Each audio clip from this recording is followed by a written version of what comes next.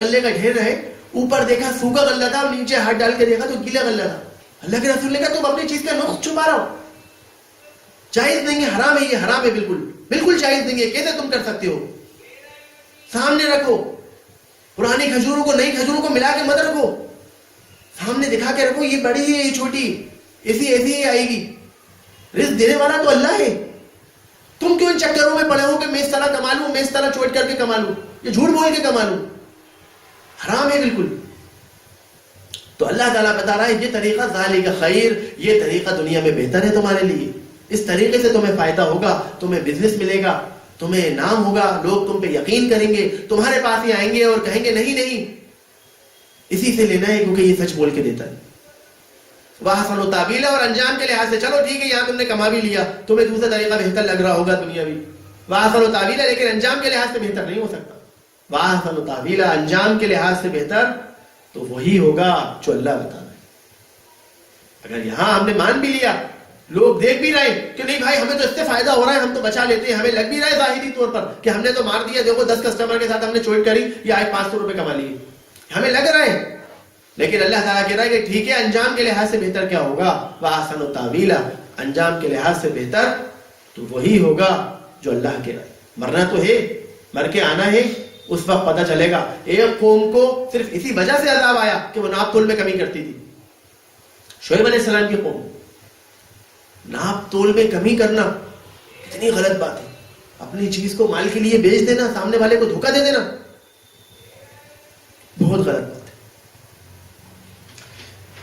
آگے اللہ تعالیٰ کہہ رہا ہے کہ وَلَا تَقْفُ مَا لَيْسَ لَكَ بِهِ، اس چیز کے پیچھے مت بھاگو جس چیز کا تمہیں علم ہی نہ ہو، جس چیز کا تمہیں پتہ ہی نہیں، جس چیز کے بارے میں تم جانتے ہی نہیں ہو کسی کے بارے میں، اس کے باوجود بھی اس کے چکر میں لگے ہوئے ہو.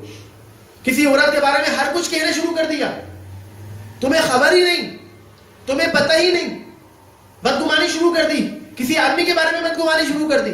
وَلَا تَقْفُ مَا لَيْسَ لَكَ بِهِ، سوچ پہ اللہ نے پابندی نہیں لگائی. لیکن اللہ تعالیٰ دوسری جگہ قرآن میں کہتا ہے کہ یا ایھا الذین آمنوا اجتنبوا کثیرا من الظن، لوگوں جو ایمان لائے ہو زیادہ گمان سے بچو. ان بعض الظن اسم، بے شک بعض گمان تو گناہ ہے. اسم فلا تجسسوا، تجسس میں مت لگو کسی کی بھی، کسی کے بارے میں بھی لگ گئے ہم، کسی کے بھی اس میں چکروں میں لگ گئے. کیا کر رہا ہے وہ؟ ارے یہاں سے آیا شراب کی دکان سے نکلا ہے، یہ شراب پیتا ہے. ارے یہ لڑکی کون گئی تھی اس کے ساتھ؟ کچھ بھی یہ یہاں سے بدگمانی مت کرو. فلا تقل، علم جب تک نہ ہو کسی کے بارے میں غلط مت سوچو، کیونکہ تم سے سوال ہوگا.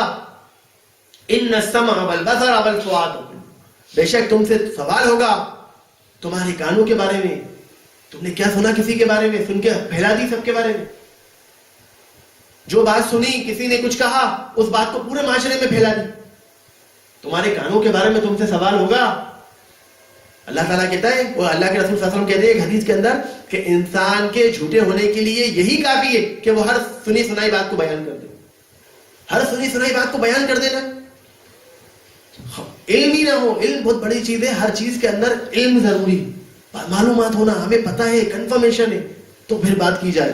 ہر کسی پہ الزام لگانا، ہر کسی کے بارے میں بدگمانی کرنا غلط ہے. اللہ تعالیٰ کہہ رہا ہے کانوں میں سوال، کانوں کے بارے میں سوال ہوگا، تمہاری آنکھوں کے بارے میں سوال ہوگا، تمہارے دل کے بارے میں سوال ہوگا کہ تم نے کیا سوچا اس کے بارے میں، تم نے کیا محسوس کرا اس کے بارے میں، تم نے کیا الزام تراشی کی اس کے بارے میں. ہر چیز کے بارے میں تم سے سوال ہوگا. کلہم کان اولئک عنہ مسئولا، ہر چیز کے بارے میں تم سے پوچھا جائے گا. اب آگے اللہ تعالیٰ بتاتے ہیں کہ فلا تمشی فی الارض مرحا، زمین کے اندر اکڑ کے مت چلو. زمین کے اندر کس بات کی اکڑ؟ تم کس بات پہ اکڑ رہے ہو؟ تمہیں کس بات کا غرور؟ تم کیا ہو؟ تمہاری کیا حیثیت؟ پھر اللہ تعالیٰ وہی بچپن یاد دلا رہا ہے کہ آج سے 30 سال پہلے اگر تم 40 سال کے ہو تو 45 سال پہلے تمہاری کیا حیثیت تھی، تمہارا کیا وجود تھا، کیا کر لو گے تم زمین کے اندر اکڑ کے چل کے، اپنے آپ کو غرور دکھا کے، اپنا تکبر دکھا کے. انک لن تخرق الارض، تم تو ہرگز زمین کو پھاڑ تھوڑی سکتے ہو، تمہاری کیا حیثیت ہے. اللہ تعالیٰ کہہ رہا ہے انک لن تخرق الارض، تم زمین کو تھوڑی پھاڑ سکتے ہو. کیا پھاڑ سکتے ہو زمین کو تم اپنے اکڑ سے، اپنے غرور سے، اپنے تکبر سے؟ کچھ نہیں کر سکتے تم. وَلَن تَبْلُغَ الْجِبَالَ طُولًا, نہ تم پہاڑ کی چوٹی تک پہنچ سکتے ہو لمبائی کے اندر. تمہاری کوئی حیثیت ہی نہیں ہے بھائی.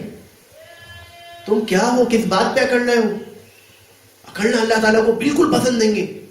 کس بات کی اکڑ یار؟ ایک کمزور انسان ابھی کمزور تھا, اسے یاد ہے اپنی زندگی, پتا ہے اسے کہ میں کمزور تھا اور آنے والے وقت میں پھر کمزور ہونے والا ہوں, یہ بھی پتا ہے.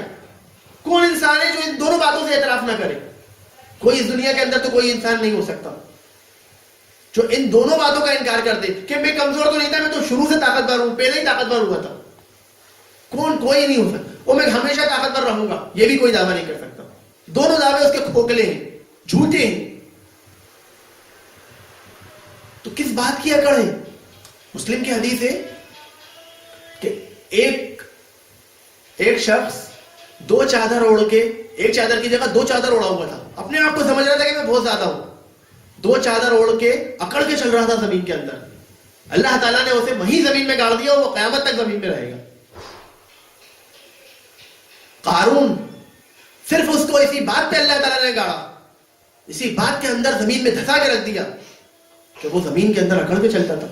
وہ سمجھتا تھا کہ میں کچھ ہوں, وہ سمجھتا تھا کہ میں بہت کچھ کر سکتا ہوں, میرے پاس بہت طاقت ہے, اور یہ طاقت میری ہمیشہ رہنے والی ہے. کوئی طاقت اس دنیا میں ہمیشہ رہنے والی نہیں ہے. انسان کمزور پیدا ہوا تھا اور آنے والے وقت میں پھر کمزور ہونے والا ہے. کتنے ہی طاقتور انسان ہو, ایک وقت اس پہ ایسا آیا تھا کہ وہ کمزور تھا, اور دوسرا وقت ایسا پھر آئے گا کہ پھر ویسا ہی ہو جائے گا. تو پھر اللہ تعالیٰ بتا رہا ہے, ساری چیزوں کو بیان کرنے کے بعد اللہ تعالیٰ کہہ رہے ہیں کُلُّ ذَلِكَ كَانَ سَيِّئُهُ عِندَ رَبِّكَ مَكْرُوهًا. یہ تمام کے تمام چیزیں جو ہم نے بتائی ہیں یہ چھوٹی نہیں ہیں, یہ ہلکی چیزیں نہیں ہیں. تمہارے رب کے نزدیک یہ تمام کے تمام ناگوار چیزیں ہیں, بہت بری چیزیں ہیں. یہ ماں باپ کی نافرمانی, یہ فضول خرچی, یہ مسکین کا حق ادا نہیں کرنا, یہ ساحل کو جھڑکنا, اولاد کو مارنا, اپنے عہدوں کو پورا نہیں کرنا, یہ تمام کے تمام تم وعدہ کر کے چھوڑ دیتے ہو. ماں باپ سے اف کرنے کو منع کرا ہم نے, تم انہیں جھڑک دیتے ہو. ہم نے فضول خرچی کرنے کو منع کرا, تم ہزاروں پیسہ لاکھوں پیسہ اپنے شوق پہ اڑا رہے ہو. ہم نے منع کرا کہ اپنے وعدوں کو پورا کرو. یہ تمام کے تمام چیزیں چھوٹی نہیں ہیں, یہ تمام کے تمام چیزیں ہلکی نہیں ہیں. انہیں بڑا سمجھو, کیونکہ اللہ تعالیٰ کہہ رہے کُلُّ ذَلِكَ كَانَ سَيِّئُهُ, یہ تمام کے تمام برائیاں اللہ کے نزدیک سخت گناہ ہیں. عِندَ رَبِّكَ مَكْرُوهًا, ناگوار ہے, بالکل ناگوار. اللہ تعالیٰ بہت ناگوار سمجھتا ہے.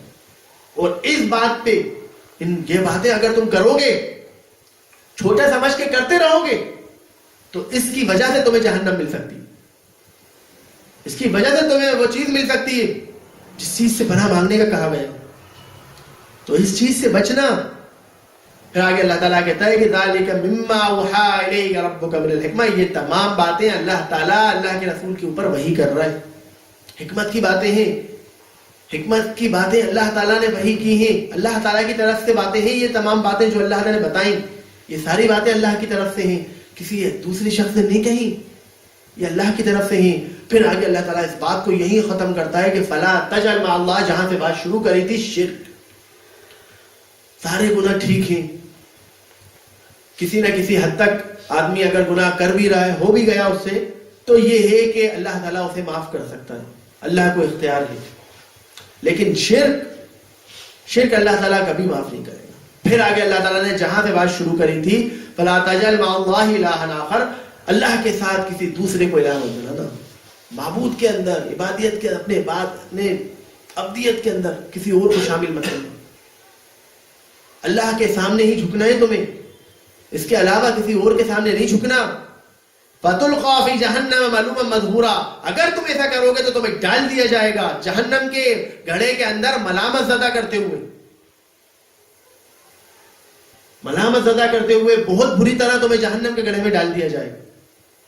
ابھی بھی وقت ہے, تم توبہ کر لو اور مان جاؤ. آگے میں اپنی بات کو قرآن کی آیت کے ساتھ ختم کرتا ہوں. اللہ تعالیٰ قرآن میں کہتا ہے من عمل سوءا بجہالۃ ثم تاب من بعدہ واصلح, فإن اللہ غفور رحیم. جس نے کوئی برائی کری جہالت کے اندر، اپنی اس کے اندر نہ سمجھ کے اندر، پتہ ہی نہیں تھا اسے، ثم تابا، پھر وہ پلٹا، اس نے توبہ کری اور اپنی اصلاح کری، واصلح، فإن اللہ غفور رحیم، تو اللہ تعالیٰ معاف کرنے والا اور رحم کرنے والا ہے. تو اللہ تعالیٰ کہہ رہا ہے ہم سے کہ اگر تمہیں احساس ہو رہا ہے اس بات کا، اگر تمہیں ایسا لگ رہا ہے کہ تم نے جہالت کے اندر، تم نے نہ سمجھی کے اندر کوئی ایسا عمل کر دیا، تو ابھی بھی وقت ہے، اصلاح کر لو. فإن اللہ غفور رحیم، تو اللہ تعالیٰ تو معاف کرنے والا اور رحم کرنے والا ہے. وآخر دعوانا الحمدللہ رب العالمین. اس ٹاپک سے ریلیٹڈ کوئی سوال ہو تو پوچھ سکتے ہیں.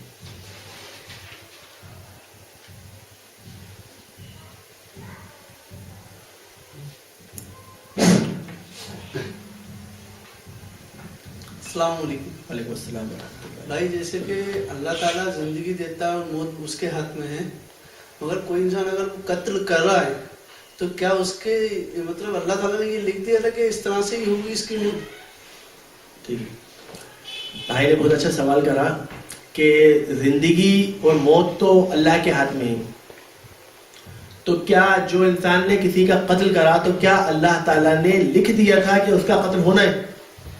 جی، اللہ تعالیٰ نے لکھ دیا تھا کہ اس کا قتل ہونا ہے. یہ بات اللہ نے پہلے سے ہی لکھ دی تھی کہ اس کا قتل ہوگا، کیونکہ فیوچر کی بات اللہ کے نزدیک ایسی ہے جیسے ہمارے نزدیک پریزنٹ. تو اللہ تعالیٰ نے اس لیے لکھ دیا تھا کہ کیا اللہ تعالیٰ کو یہ پتا نہیں تھا کہ آنے والے 100 سال بعد یہ آدمی قتل کرے گا؟ یہ تو اللہ تعالیٰ کو پتا تھا نا. تو بس جو بات اللہ کو پتا تھی وہی بات اللہ نے لکھ دی، صرف اتنی سی بات ہے. یہاں ہمیں اختیار دے دیا گیا اللہ تعالیٰ نے ہر چیز کا، لیکن ہمیں نہیں پتا کہ ہمارے مقدر میں کیا لکھا ہے، کیونکہ اللہ نے لکھ اس لیے دیا کیونکہ اللہ کو پتا ہے کہ میں آنے والے 10 منٹ بعد کیا کرنے والا ہوں. یہ اللہ کو پتا ہے آنے والے 10 منٹ بعد میں کیا کرنے والا ہوں، یہ چیز اللہ کو پتا تھی تو اللہ نے لکھ دی، کیونکہ اللہ سے تو چھپا کچھ بھی نہیں ہے. آنے والا وقت بھی اللہ کے نزدیک ایسا ہے، اسی چیز کو اللہ تعالیٰ نے لکھ دیا. لیکن کیا نام سے ہمیں نہیں پتا یہ چیز کہ کیا لکھا ہے. اگر ہم اس سے بچیں گے تو ہمیں تو بچنے کا حکم دیا گیا ہے، تو ہمیں تو ان چیزوں سے بچنا ہے. یہ تو اگر اس نے قتل کر دیا تو پھر اس پہ سزا پھر کس حساب سے اس کو مل رہی ہے؟ اللہ تعالیٰ کیوں سزا دے رہا ہے؟ اچھا ٹھیک، قتل ہی کر رہا ہے. یہ کہہ رہا ہے کہ اللہ تعالیٰ ان کو سزا کیوں دے رہا ہے؟ اگر انہوں نے قتل کر دیا تو اللہ تعالیٰ سزا کیوں دے رہا ہے؟ دیکھیے، قتل کرنے کی سزا اس لیے دے رہا ہے، تو اس طرح تو دیکھیے ہم پھر قتل کی بات کیوں کریں؟ پھر تو سارے گناہ کی بات کر سکتے ہیں. ہم تو سارے گناہ کی بات کر سکتے ہیں کہ ہمارے مقدر میں لکھا جا چکا ہے، جنت و جہنم کا بھی فیصلہ ہو چکا ہے. فیصلہ تو یہ بھی ہو چکا ہے کہ ہم جنت میں جانے والے ہیں کہ دوزخ میں جانے والے ہیں. فیصلہ تو ہمیں پتہ ہے، یہ بھی ہو چکا ہے. لیکن وہ فیصلہ کیسے ہوا ہے؟ وہ فیصلہ صرف ہمارے عمل کی بنیاد پہ ہوا. وہ والا پہلے اللہ تعالیٰ نے جو لکھا وہ اللہ تعالیٰ نے ہمارے عمل کی بنیاد پہ لکھا، کیونکہ اللہ کو پتا تھا کہ آنے والے وقت کے اندر ہم کیا عمل کریں گے. یہ اللہ کو معلوم تھا. اچھا، اللہ کو یہ بھی معلوم تھا اور اللہ کو ابھی یہ بھی معلوم ہے کہ ہم جنت میں جائیں گے کہ جہنم میں. کہ اللہ کو نہیں پتا؟ اللہ کو یہ بات تو پتا ہے نا کہ ہم جنت میں جائیں گے کہ جہنم میں جائیں گے. اس کا علم اللہ تعالیٰ کو ہے. تو اسی علم کو اللہ تعالیٰ نے لکھ دیا کہ یہ ہوگا، لیکن ہمیں خبر نہیں ہے. ہمیں بتا دیا گیا کہ تمہیں جو کرنا ہے وہ تم کرو. تو اب ہم کیسے دعا مانگتے ہیں یہ ہمیں نہیں پتا. اب ہم دعا کر کے اچھا عمل کرنے کی کوشش کرتے ہیں تو اللہ تعالیٰ ہمیں شاید وہ عمل کرنا ہی ہمیں جنت میں لے جائے گا. اگر ہمارے نصیب میں دوسرا لکھ دیا مگر اچھے عمل کر رہے ہیں تو شاید ہم جنت میں جا سکتے ہیں. نہیں، آپ اچھے عمل تبھی کرو گے جب جنت میں جاؤ گے، نہیں تو کر ہی نہیں پاؤ گے. آپ کے مقدر میں اچھے عمل بھی لکھ چکے کہ آپ اچھے عمل کرو گے. تو اچھے عمل اگر آپ کرو گے تو آپ جنت میں جاؤ گے، اور آپ کو تھوڑی پتا کہ اور آپ کے قسمت میں جنت ہی ہوگی. اچھے عمل آپ کرو, میں اچھے عمل کروں گا, میں اچھی بات کروں گا, اچھی پوری زندگی اچھے سے گزاروں گا تو میں جنت میں جاؤں گا. تو شاید یہ عملوں کی وجہ سے ہی جنت لکھی ہو, مجھے تھوڑی پتا تھا. میں تو اچھے عمل کرتا چلا جاؤں, برائیوں سے بچتا چلا جاؤں اور جنت میں جاؤں گا میں. یہ طے ہے, اللہ تعالیٰ نے ہمیں اصول بتا دیے نا. مقدر صرف اس لیے لکھا گیا, اس لیے بتایا گیا مقدر کے بارے میں کہ اللہ کا علم بتانا مقصد تھا ہمیں, کہ اللہ کے علم سے کچھ بھی نہیں چھپا. بس اتنی سی بات. اگر ہم مقدر کے چکر میں پڑیں گے تو ہم الجھ جائیں گے, ہم پریشان ہو جائیں گے. اللہ تعالیٰ اللہ کے رسول بے انتہا ناراض ہوئے تھے اس بات پہ. جو صحابی مقدر کے بارے میں بار بار سوال کر رہے تھے ان پہ بے انتہا ناراض ہوئے. وہ کہا کہ یہ کیا سوال ہوتا ہے, تمہیں تو نہیں پتا نا. ہم تو صرف اتنا سوچیں کہ ہمیں کچھ نہیں پتا کہ ہماری زندگی میں کیا ہونے والا ہے. ہمیں جو حکم مل رہا ہے اللہ کی طرف سے ہمیں وہ کرنا ہے بس. یہ اللہ کو پتا ہے کہ ہم جنت میں جائیں گے کہ دوزخ میں جائیں گے, یہ تو اللہ کا علم ہے. اور اللہ کا علم, اگر اللہ کہتا ہے ہمیں پتا ہے کون جنت میں جائے گا کون جہنم میں, تو ہم کہتے ٹھیک ہے اللہ کو پتا ہے. لیکن اگر جہاں لکھی بات آ جاتی ہے تو ہم سمجھتے ہیں کہ بس اب لکھ گیا, اب سب کچھ ہو گیا, اب تو ہمارا عمل بیکار ہے. سمجھ گئے؟ لکھی بات جہاں آ جاتی ہے وہاں ہم سمجھتے ہیں ہمارے عمل بیکار ہیں, ہمارے عمل کسی کام کے نہیں ہیں. لیکن بات یہ ہے دراصل کہ اللہ کے علم کی بات ہے. ہمیں بتانا مقصد ہے کہ اللہ کا علم ایسا ہی ہے کہ اللہ تعالیٰ سب کچھ جانتا ہے آنے والے وقت میں کیا ہونے والا ہے. اللہ کو سب پتا ہے. تم مرو گے, مرنے کے بعد کہاں جاؤ گے یہ اللہ کو پتا ہے. اگر ہم اتنی بات کریں کہ اللہ کو پتا ہے ہم جنت میں جائیں گے کہ دوزخ میں, اللہ کو پتا ہے کہ میں اچھے کام کروں گا کہ قتل کروں گا, یہ میں بات کروں, یا آپ اللہ کو پتا ہے کہ آپ قتل کریں گے کہ نہیں کریں گے, تو یہ بات غلط نہیں لگے گی آپ کو. لیکن میں کہوں لکھا ہوا ہے تو پھر آپ کہو گے لکھا جا چکا اب تو میں قتل کروں گا ہی. تو وہ کنفیوژن صرف یہیں سے ہوتا ہے. اس کو صرف اس حد تک مانیں کہ اللہ کا علم ہے, وہ اللہ کو خبر ہے سب کچھ, اور اللہ کی خبر جھوٹی نہیں ہو سکتی. اس لیے جو اللہ نے لکھ دیا وہ جھوٹا نہیں ہو سکتا. سمجھ آیا؟ السلام علیکم. وعلیکم السلام. اللہ تعالیٰ کے حکموں کے بارے میں آپ نے بتایا, اور اس حکم کو انسان نے نہیں مانا یا اس پہ ماں باپ سے بدتمیزی کی یا اس نے دوسری غلط حرکتیں کی جو آپ نے بتایا, تو اس کی معافی کے لیے وہ کیا کرے؟ دیکھیے اصلاً کیا ہے, الحمدللہ اللہ تعالیٰ نے مومن کے لیے مایوسی نہیں رکھی کسی حال میں, کسی حال میں پچھتاوا نہیں رکھا. کتنا ہی پریشان ہو جائے, کتنی ہی مصیبتیں آ جائیں, کچھ بھی ہو جائے, وہ مایوس نہیں ہو سکتا. نہ مصیبت کے تحت, مصیبت کے وقت, نہ اپنے عملوں سے پچھتا سکتا. کتنا ہی گناہ کرا ہوا ہو, اللہ تعالیٰ اسے معافی دے گا. اس دنیا کے اندر اگر اسے پچھتاوا ہو رہا ہے اپنی غلطی کا تو وہ آج بھی توبہ کر سکتا ہے. اگر ایک آنسو بہائے گا وہ رونے کے لیے اللہ کے سامنے, تو بالکل ایسا ہو جائے گا جیسے ابھی ماں کے پیٹ سے نکلا ہے. ایک آنسو کا قطرہ اتنا قیمتی ہے اللہ کے نزدیک, اللہ کے ڈر سے نکلا ہوا, کہ وہ بالکل ایسا ہو جائے گا جیسے ماں کے پیٹ سے ابھی نکلا ہے. تو اگر کسی نے وہ تمام گناہ کر لیے اور وہ آج پچھتا رہا ہے کہ میں نے ایسے گناہ کیوں کرے, تو اللہ تعالیٰ سے توبہ کرے, معافی مانگے. اور اگر کیا نام سے وہ لوگ حیات ہیں, ماں باپ حیات ہیں, تو ان سے معافی مانگ لے کہ میں نے ایسا کرا, بدتمیزی کری آپ سے, تو اللہ تعالیٰ معاف کرنے والا اور رحم کرنے والا ہے. اللہ تعالیٰ خود کہتا ہے فَإِنَّهُ كَانَ لِلْأَوَّابِينَ غَفُورًا. ماں باپ کے فوراً بعد ہی یہی بات کرتا ہے کہ اللہ تعالیٰ خوب جانتا ہے اور خوب معاف کرنے والا ہے ان لوگوں کو جو پلٹتے ہیں, جو توبہ کرتے ہیں. تو اگر ہم توبہ کر رہے ہیں تو اللہ تعالیٰ ہمیں بخشے گا اور معاف کرے گا انشاءاللہ. جی بہنوں کی طرف سے کوئی سوال ہے تو پوچھ سکتے ہیں.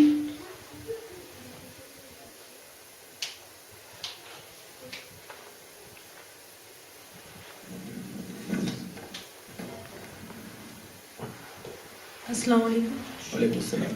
جی بھائی, میرا کوشچن یہ ہے کہ ابھی آپ نے بتایا کہ ماں باپ کی نافرمانی نہیں کرنا چاہیے, بٹ کبھی ایسی سچویشن آ جاتی ہے جیسے ماں باپ حد سے زیادہ بچوں سے محبت کرتے, کبھی بچہ اریٹیٹ ہو جاتا ہے اور اریٹیٹ ہو کے وہ مطلب ماں کے لیے ہی اچھا کرتا ہے کہ ان کو آگے اتنی زیادہ پیمپرڈ نہ کریں, تو وہ اللہ کے میرے بیچ میں رہے گی بٹ انہیں نہیں معلوم ہوگا, لیکن وہ ناراض ہو جائیں گی, تو یہ بھی گناہ ہے. جی سمجھا نہیں تھا, ایک بار پھر سے پوچھ لیجیے. جیسے میری ماں, میں مجھ سے محبت کرتی ہیں. اب کبھی مجھے یہ ڈر رہتا ہے, سب بولتے ہیں کہ جتنا زیادہ ماں باپ پیمپر کرتے ہیں اس بچے کے ساتھ آگے اتنا ہی برا ہوتا ہے, تو اس چیز سے میں ڈرتی ہوں. اور یہ رہتا ہے کہ میں سوچتی ہوں ماں کو ایسا جواب دے دوں کہ یہ آگے مجھ سے زیادہ محبت نہ کرے. بٹ اللہ تو میرے بیچ کو معلوم ہے کہ میں نے ان کے لیے عسکر کے نہیں کرایا, بٹ ماں کو برا لگ جائے گا تو یہ گناہ ہی ہوگا. جی بہن نے سوال کرا کہ ہم ماں باپ ہمارے ساتھ بہت محبت کرتے ہیں, تو انہوں نے سنا ہے کہ ماں باپ جس سے زیادہ محبت کرتے ہیں تو اس کے ساتھ تھوڑا برا ہو جاتا ہے, تو اس لیے یہ تھوڑا ایسے بیہیویئر کرتی ہیں ماں باپ سے, یا ایسا بیہیویئر دکھاتی ہیں کہ ماں باپ ان سے تھوڑا سا اتنا زیادہ محبت نہ کریں, اس لیے ایسا کرتی ہیں. صحیح سمجھا نا میں؟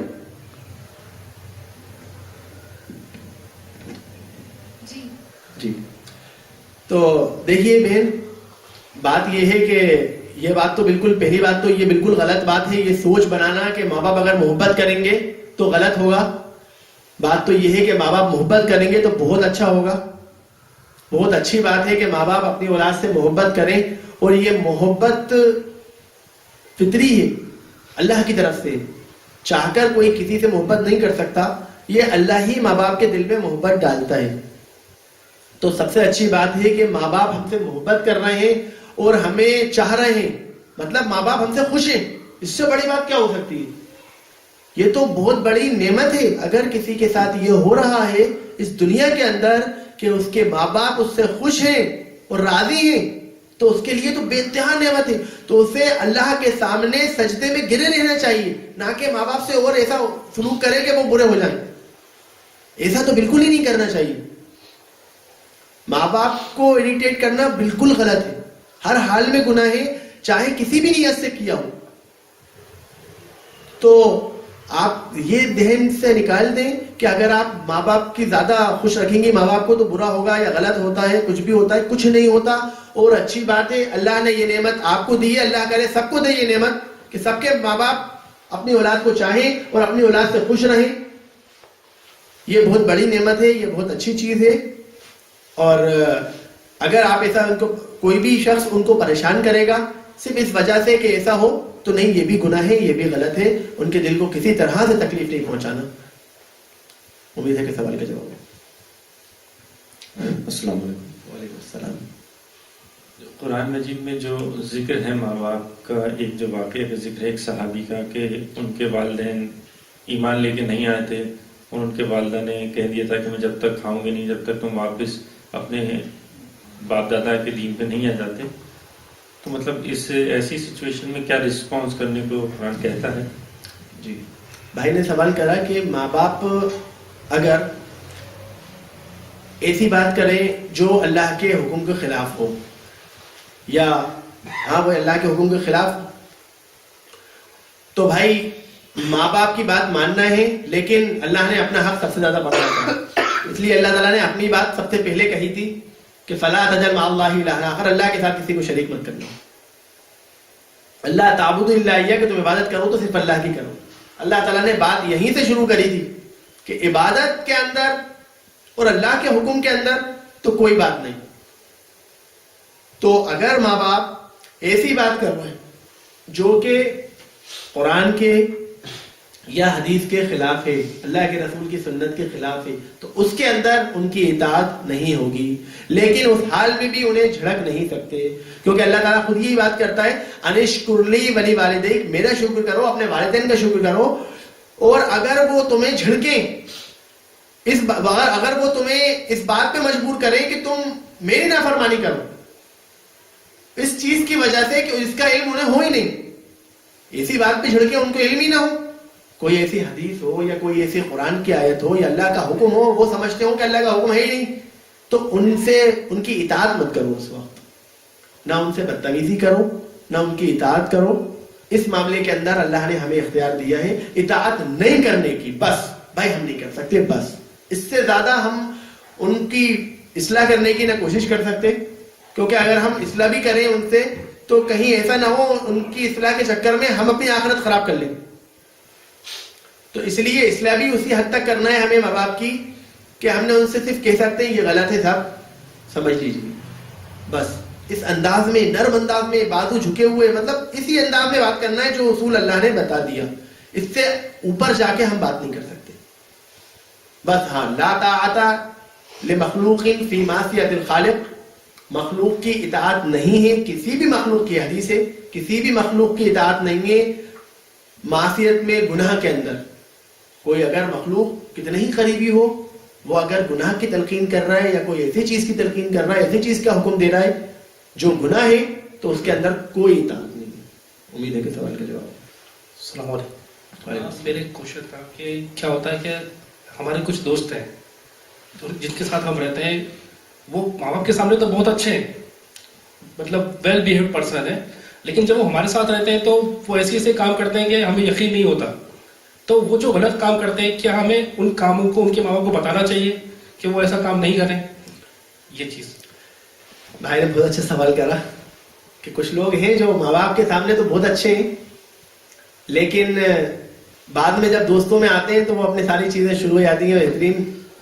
اور اب یہ کہہ رہے ہیں کہ کیا ان کے ماں باپ سے کہنا چاہیے. دیکھیے بھائی, سب سے پہلے تو یہ کہ اگر ایسے لوگ ہیں جو ماں باپ کے سامنے بہت اچھے ہیں اور ماں باپ بہت اچھا سمجھتے ہیں, ان کی نظروں میں بہت اچھے ہیں ماں باپ کی نظروں میں, تو آپ ان کے ماں باپ کو بتائیں کہ نہیں بتائیں. ٹھیک, اگر ایسے لوگ ہیں جو ماں باپ کی نظروں میں بہت اچھے ہیں, تو پہلی بات تو یہ, اگر آپ ان کے ماں باپ کو بتا رہے ہیں تو جب بتا سکتے ہیں آپ کہ آپ کو پتا ہو کہ ان کے ماں باپ اس کو روک سکتے ہیں. اگر آپ کو یہ پتا ہے کہ یہ ماں باپ کو پتا چل گیا تو تب بھی یہ نہیں رکے گا, کوئی فرق ہی نہیں پڑے گا اسے. ایسے بہت سارے لوگ ہیں. دوستی خراب ہو جائے گی. نہیں, دوستی خراب نہیں, اس کے اندر معاملہ یہ ہوگا آپ کا کہ ان کے ماں باپ کم سے کم اسے دعائیں دے رہے ہیں, اچھا سمجھ رہے ہیں. اگر وہ بات ماں باپ کے سامنے آ جائے گی اور ماں باپ روک بھی نہیں پائیں گے تو لاچار ہو کر کیا کریں گے ماں باپ؟ ماں باپ لاچار ہو جائیں گے, وہ اسے روکیں گے اور وہ نہیں رکے گا تو ماں باپ کے نافرمانوں میں آ جائے گا. وہ شخص ماں باپ کے نافرمانوں میں آئے گا, نہیں آئے گا. اگر آپ نے ان کے ماں باپ سے کہا کہ یہ ایسا کرتا ہے اور ان کے ماں باپ نے اسے روکا اور اس نے نہیں مانا, میں نہیں سن رہا صاحب, آپ کی بات ختم کریے. جب آدمی برائی کرتا ہے یا ایسا کام کرتا ہے تو وہ باغی ہونے میں کوئی اسے دیر تھوڑی لگتی. اللہ کا انکار کر دیتا ہے تو ماں باپ کیا ہے, کتنا بری طرح بول دیتے, نہیں کرنا جاؤ, نہیں کرنا جاؤ, نہیں کرنا, کیا کر رہا ہو. بڑھاپے میں ماں باپ کی کوئی حیثیت ہوتی بھی نہیں ہے. ہاں, اگر آپ کو ایسا لگتا ہے کہ وہ بچہ چھوٹا ہے اس وقت, یا اس پوزیشن پہ ہے کہ اس کا حاکم اس کے ابا ہیں, اس وقت اس کے ابا سے بے انتہا ڈرتا ہے, تو ہاں اس وقت کہنا چاہیے آپ کو کہ ہاں اس کے ابا اس کو ڈنڈے کے زور پہ سیدھا کر سکتے ہیں, اور یہ بہت ڈرتا ہے اپنے ابا سے, تو اس یا اپنی اما سے, جس سے بھی مطلب اس پہ کسی کا زور ہے, یہ آپ کو اندازہ ہوگا ساتھ میں رہنے کے بعد کہ ہاں اس پہ کس کا زور ہے. جس پہ کسی کا زور نہیں ہوتا اس کا اگر آپ کہیں گے تو غلط ہی ہوگا, اس کے نقصانات ہوں گے, فائدے نہیں ہوں گے. امید ہے کہ سوال کا جواب. تو ایسے دوستوں کے ساتھ رہنا جائز ہے؟ بھائی نے سوال کرا کہ کیا ایسے دوستوں کے ساتھ رہنا جائز ہے, کیا مطلب بھائی ایسے دوستوں کے ساتھ رہنا تو جائز, اپن یہ بالکل حرام تو اس لیے نہیں کہہ سکتے کیونکہ اگر آپ ایسے دوستوں کا ساتھ ہی چھوڑ دو گے تو پھر کس لیے کیسے کرو گے. تو کم سے کم اچھے لوگ دوست ہوتے, کم سے کم 4 نماز پڑھنے والے ہوتے, 2 نماز پڑھنے والے نہیں ہوتے 6 دوستوں میں, تو وہ دیکھا دیکھی دونوں بھی نماز پڑھنے لگتے ہیں. ارے نماز کا ٹائم ہو گیا, نماز کا ٹائم ہو گیا, تو وہ بھی تھوڑا سا اس معاشرے کے اندر فرق پڑتا ہے. تو ہم بالکل ان کا ساتھ تو نہیں چھوڑیں گے, لیکن ہاں بالکل حرام کے مرتکب ہیں وہ لوگ مستقل, تو پھر ان سے دوستی نہیں کر سکتے, کیونکہ اس کے بارے میں یہ چھوٹے موٹے گناہ ہیں. یہ تو مطلب چھوٹے موٹے نہیں کہہ رہا میں ان گناہوں کو, یہ گناہ بہت بڑے گناہ ہیں, لیکن سخت ہیں اللہ کے نزدیک, لیکن ہم ان کی اصلاح کر سکتے ہیں. اب ہم یہ شرک جیسے مشرک دوست ہے, مشرک کو بھی تو ہم دوست بنا سکتے ہیں نا, وہ بھی کتنا بڑا گناہ کر رہا ہے, لیکن جب تک ہم ان کے ساتھ نہیں رہیں گے تو ان کی اصلاح کیسے کریں گے. تو ان کی اصلاح کے لیے ہم ان کے ساتھ رہ سکتے ہیں, بشرط ہے ہماری نیت صحیح ہو. اللہ جانتا ہے کہ ہمارا قریبی دوست ہے, یہ برائی کر رہا ہے, اسے ہمیں سدھارنا ہے, کس طرح ہم اسے سدھار دیں. بس یہ نیت ہو تو ایسے دوستوں کے ساتھ رہنا کھل جائے گی. ایسا نہیں ان کے ساتھ ہم بھی ساتھ میں لگ جائیں. سوال کے جواب. جی وعلیکم سوال توبہ سے متعلق تھا. جی, توبہ کی قبولیت کی کیا شرطیں ہیں اور حلال کمائی کا اس میں کتنا دخل ہے؟ حلال کمائی کا جی بھائی نے سوال کرا کہ توبہ کی قبولیت کے لیے کیا شرط ہے اور حلال کمائی کا اس میں کیا دخل ہے. دیکھیے بھائی، توبہ اور حلال کمائی دو الگ الگ چیزیں ہیں. توبہ کی قبولیت کے لیے شرط صرف اتنی ہے کہ آدمی کو خود اپنے اندر پچھتاوا ہو، آدمی کو اپنے دل کے اندر پچھتاوا ہو اور آگے نہ کرنے کا عزم ارادہ ہو. آگے نہیں کرنے کا کہ میں نے یہ عمل کرا، اس پہ نادم ہو، وہ شرمندہ ہو اس بات پہ کہ میں نے اتنا بڑا گناہ کر دیا اور آگے کبھی نہیں کروں گا، اس بات کا یقین ہو اور اللہ کا ڈر ہو، تو آپ کی توبہ قبول ہو گئی. بس اتنی سی شرط ہے کہ ہمیں یہ بات پتا ہو کہ ہم اس بات کا یقین ہو، ہمیں عہد ہو، ہمیں دل کے اندر، اللہ دل کو جانتا ہے، اس دل کے اندر ہمیں عہد ہو کہ ہم آئندہ یہ کام نہیں کریں گے. وہ پہلے کیے پہ پچھتاوا ہو کہ کر لیا ہم نے. بس یہ دو شرطیں ہیں، اگر یہ دو چیزیں ہمارے اس میں ہیں تو ہماری توبہ قبول ہو گئی. رہی بات حرام کمائی کی، تو ہاں حرام کمائی بے انتہا خطرناک چیز ہے. حرام کمائی کا لقمہ اگر انسان کے اندر چلا جائے اس کی دعائیں قبول نہیں ہوتی. تمام نسلوں کے اندر اس حرام کمائی کے اثرات آتے ہیں اگر حرام کمائی اس کے لقمے میں چلی جائے.